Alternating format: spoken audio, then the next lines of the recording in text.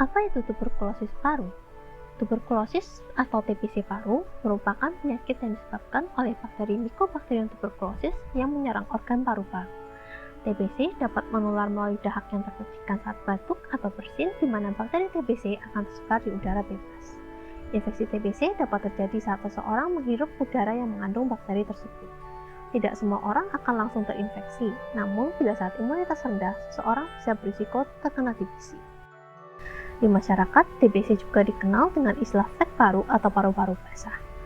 Perlu diingat, TBC merupakan suatu penyakit akibat kuman, bukan akibat penyakit keturunan ataupun akibat guna-guna. Yang penting, TBC merupakan suatu penyakit yang bisa disembuhkan dan pengobatan di puskesmas bersifat gratis. Terdapat beberapa hal yang perlu dikenali mengenai TBC.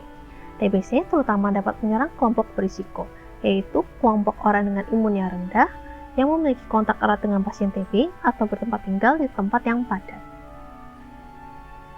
Selanjutnya, gejala apa saja yang bisa dialami oleh pasien TB? Untuk gejala utama yang sering ditemukan adalah seseorang akan mengalami keluhan batuk terus-menerus yang disertai dengan dahak yang dapat berlangsung lebih dari 2 minggu. Selain itu, juga terdapat gejala-gejala lain seperti dahak yang bercampur darah, sesak nafas dan nyeri dada, berat badan menurun, demam yang berkepanjangan, nafsu makan menurun, dan berkeringat di malam hari meski tanpa melakukan kegiatan. Apa yang dapat dilakukan bila mengalami gejala yang sama? Anda dapat segera ke Puskesmas Melongo untuk memeriksakan diri, di mana Puskesmas Melongo beralamat di Jalan Jepara Bangsri, RW 3 Sinangkul, Kecamatan Melongo, Kabupaten Jepara. Pelayanan TB di Puskesmas Melongo dilaksanakan tiap hari Senin, di mana pelayanan dilaksanakan di ruang TB Dots Gedung B Puskesmas Melongo. Puskesmas Melongo telah menyediakan akses khusus bagi pasien TB untuk memudahkan akses layanan. Saat di puskesmas, Anda akan diminta untuk menyerahkan kartu identitas dan pendaftaran akan dilakukan oleh petugas untuk Anda. Selanjutnya, Anda akan mendapatkan pelayanan di ruang TB Dots sesuai dengan giliran. Anda akan mendapatkan obat yang diambilkan oleh petugas, dan setelah mendapatkan obat, maka Anda dapat pulang dan kembali sesuai dengan jadwal yang telah disepakati. Saat kunjungan pertama, Anda akan diminta untuk memberikan sampel dahak untuk diperiksa. Terdapat pemeriksaan sebanyak 2 kali, yaitu sewaktu saat datang di puskesmas dan pagi hari kedua sebelum ke puskesmas. Bagaimana cara mengeluarkan dahak yang baik? Pertama-tama, Anda dapat menarik nafas dalam sebanyak 3 kali, lalu sentakkan untuk mengeluarkan dahak dari paru. Hal ini dapat dibantu dengan melakukan beberapa hal sebelum membatukan dahak. Yang pertama adalah berkumur dengan air yang bersih, lari-lari kecil di tempat, atau minum teh manis hangat. Setelah dahak berhasil dibatukan, maka dahak dikumpulkan di pot dahak yang telah diberikan oleh petugas, di mana kualitas dahak yang baik adalah dahak yang berwarna putih kekuningan atau kehijauan dan lebih kental dari ludah. Selanjutnya, sampel dahak akan diperiksa, dan bila hasil positif, maka akan dimulai pengobatan TBC.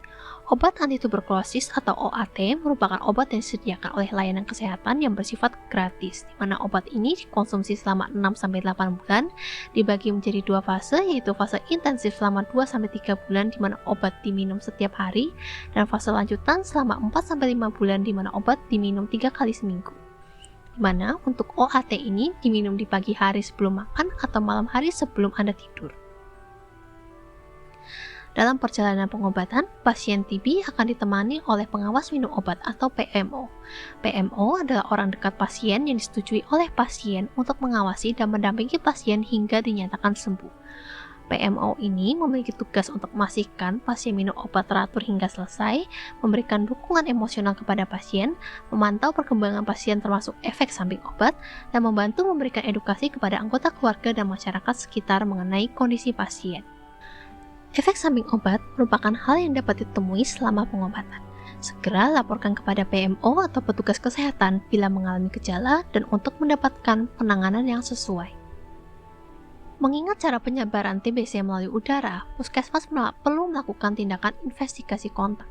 yaitu suatu kegiatan yang dilakukan untuk memeriksa orang-orang yang tinggal satu rumah atau yang sering berinteraksi dengan pasien, di mana akan dilakukan oleh petugas kesehatan dan kader yang sebelumnya telah menghubungi pasien TBC untuk mengunjungi tempat tinggal pasien TBC, dan kemudian akan dilakukan pemeriksaan kepada minimal 20 orang mencakup keluarga dan warga di lingkungan sekitar, di mana akan dilakukan screening apakah seseorang yang bertempat tinggal di sekitar pasien memiliki gejala batuk atau tidak.